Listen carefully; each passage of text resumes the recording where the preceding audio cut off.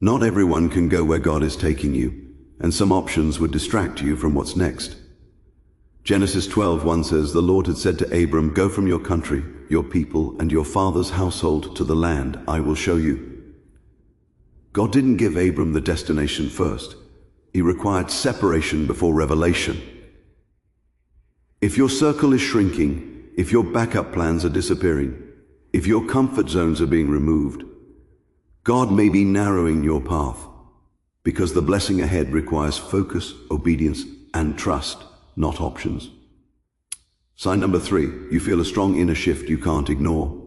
Another sign is an internal shift, something changing inside you before anything changes around you. You can't fully explain it, but deep down you know you're not the same person anymore. Old desires don't satisfy you. Certain conversations feel empty. There's a stronger pull toward prayer, obedience, and alignment with God. That discomfort isn't confusion. It's God rewiring your desires. Isaiah 4:19 says, "See, I'm doing a new thing now. It springs up. Do you not perceive it?" Before God changes your situation, He changes your appetite. Because if your heart doesn't shift first, the blessing becomes a burden. This inner restlessness is proof the old season is losing its hold, and something new is already forming. Sign number 4, resistance increases right when you decide to obey.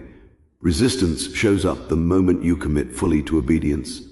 The moment you decide to pray more, distractions multiply.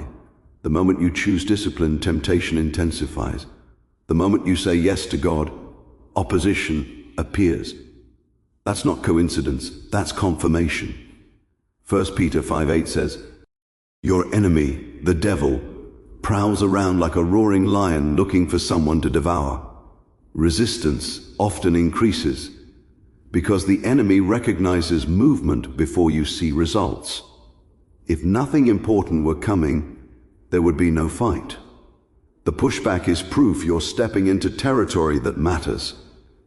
God allows resistance not to stop you, but to train you to stand firm when the blessing arrives. Sign number 5. God starts giving you small wins before the big breakthrough.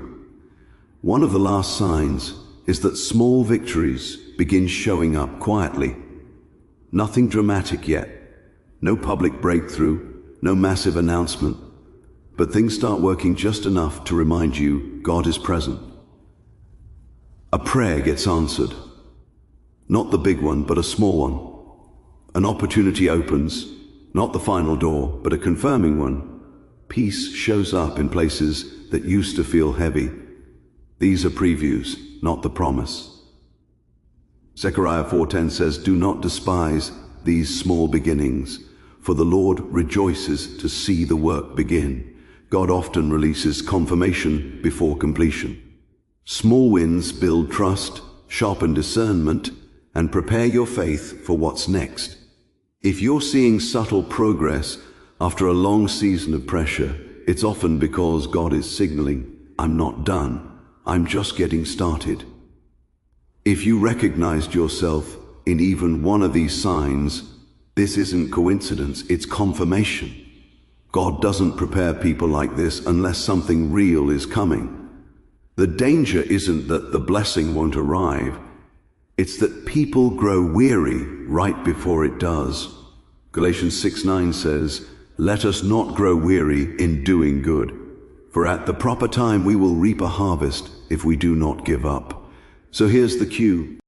Question: will you stay obedient even if the timing still doesn't make sense? Type "I'm ready" in the comments if you're choosing faith over frustration. And stay connected, because the next message may explain why the delay had to happen.